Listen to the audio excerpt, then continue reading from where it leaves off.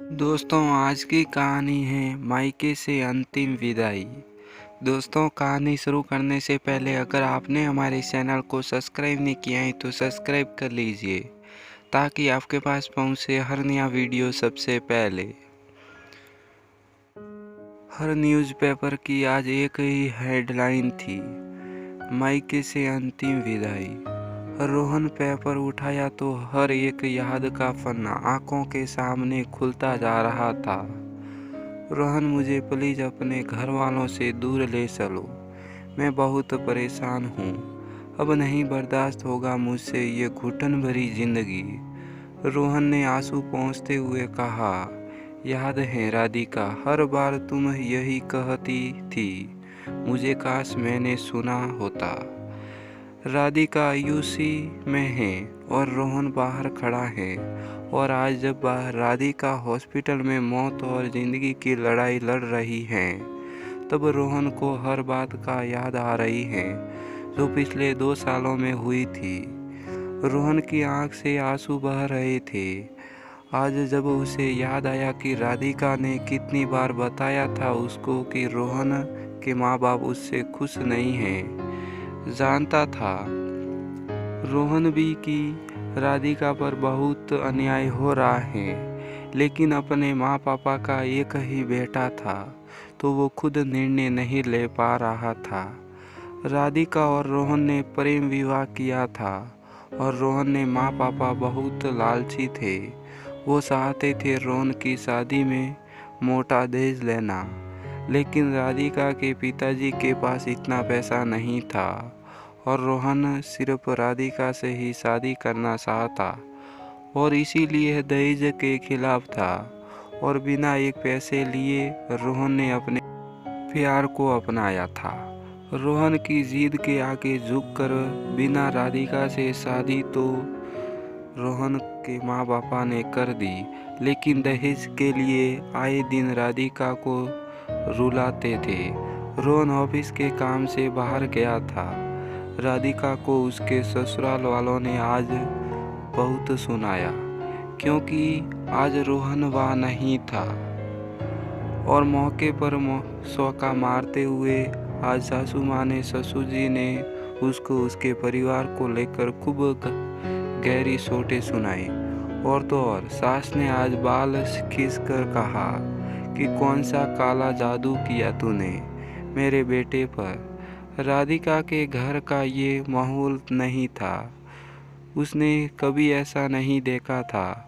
उसके परिवार में कोई ऊंची आवाज़ में भी नहीं बात करता था। राधिका बहुत मायूस थी, वो बहुत दुखी हुई और आज वो टूट गई और अपने कमरे में जाते ही उसे ऐसा सदमा लगा कि वो बेहोश हो गई। जब उसकी सास ने देखा तो यह कहकर बाहर आ गई कि नाटक करना आदत है, पड़े रहने दो। पूरी रात वो बेहोश रही। सुबह जब उसका पति वापस आया तो हैरान रह गया ये देखकर और सीधे अपनी राधिका को हॉस्पिटल लेकर भागा। डॉक्टर ने गुस्सा करते हुए सिर्फ इतना कहा कि अपने इन्हें लाने में बहुत देर कर दी है, हम कोशिश करेंगे। रोहन इस सब बातों में कहीं खो सा गया था। इतने में डॉक्टर ने आकर उसको बताया कि राधिका को हार्ट अटैक आया था।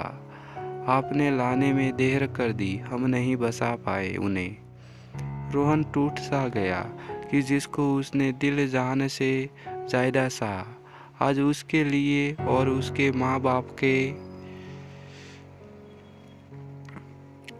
कारण वो सब इस दुनिया में नहीं रही। रोहन रोता हुआ जब राधिका को लेने गया, उसे हंसते हुए वो दिखाई देने लगी और वही बात कह रही हो जो उसने कुछ महीनों पहले कहा था कि अगर मैं मर जाऊं तो मुझे मेरे मायके से विदा करना, क्योंकि मेरा घर तो वही है जहां मुझे प्यार और सम्मान मिला था, जहां मैं अपनी मर्जी से सांस ले पाती थी। हाँ रोहन, जहाँ मैं जी पाती थी। रोहन, तुम्हारे घर से कभी प्यार, सम्मान और अपमान कभी नहीं मिला। वो मेरा घर नहीं है, वो तो तुम्हारे माँ पापा का है जो मुझसे नफरत करते हैं। राधिका, मुझे माफ़ कर देना। जीते जी तुम्हें खुशियाँ नहीं दे पाया, लेकिन तुम्हारी अंतिम इच्छा ज़रूर पूरी करूँगा। रोहन ने सबसे लड़ते हुए, खासकर अपनी माँ से, कि जीते जी कभी उसको आपके घर में इज्जत नहीं मिली। और तो और, अगर आप उसे अस्पताल ले जाते तो मेरी राधिका आज मेरे सामने होती।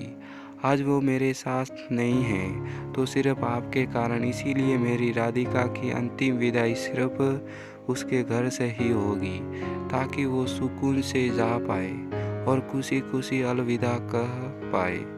राधिका चली गई।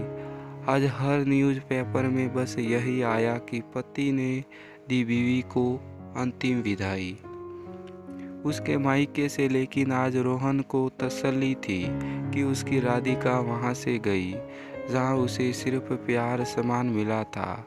राधिका के घर में उसकी फ़ोटो निहारते हुए उसने महसूस किया कि वो आज सालों बाद मुस्कुरा रही थी और सुकून से विदाई के लिए धन्यवाद कहकर रोहन की नज़र के सामने से चली गई उसकी राधिका। तो दोस्तों, इस वीडियो से आपकी क्या राय है नीचे कमेंट करके हमारे को ज़रूर बताएं और इस वीडियो को लाइक और शेयर करना बिल्कुल ना भूलें। और आपने हमारे चैनल को सब्सक्राइब नहीं किया है तो सब्सक्राइब कर लीजिए, ताकि आपके पास पहुंचे हर नया वीडियो सबसे पहले।